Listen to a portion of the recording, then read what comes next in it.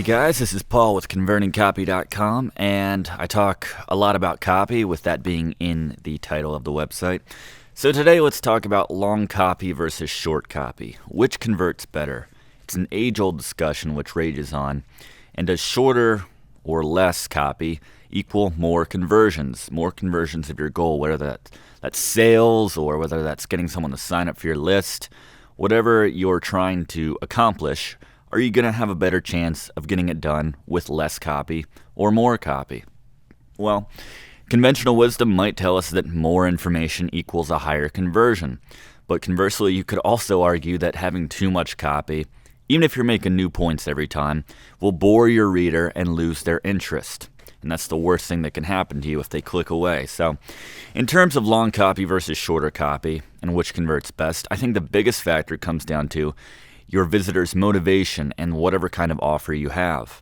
So it's going to matter on a case-by-case basis. So, in my experience, a shorter sales letter is more ideal when the action you want your visitor to take does not involve them parting with any of their money. When someone is just looking for free information, they're more in a skimming mindset and don't have time to read a long wind-up just to take them to the actual page they want to get to, or to encourage them to sign up for an email list. These kinds of free exchanges convert better when the copy is short and sweet and to the point. On the other hand, when you're writing a sales letter for a product itself, when you're trying to sell something to someone, then you need to make a stronger case for why someone should actually reach into their pockets and give you their money.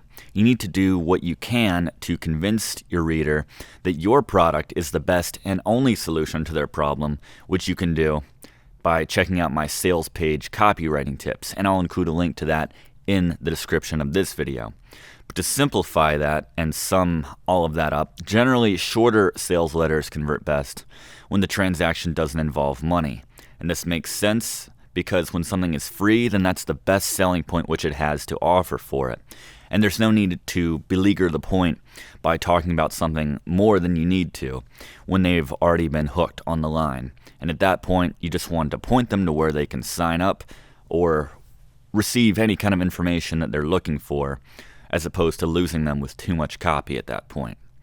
There's a lot of factors ultimately to consider, however, but it's going to vary from niche to niche, again, and between audiences, like your visitor's motivation, their level of anxiety about whatever it is you are promoting going into it, such as something life-changing like surgery, or even elective surgery, or something on the other end of the spectrum, which is not that much of a commitment, like purchasing, an ebook or something like that.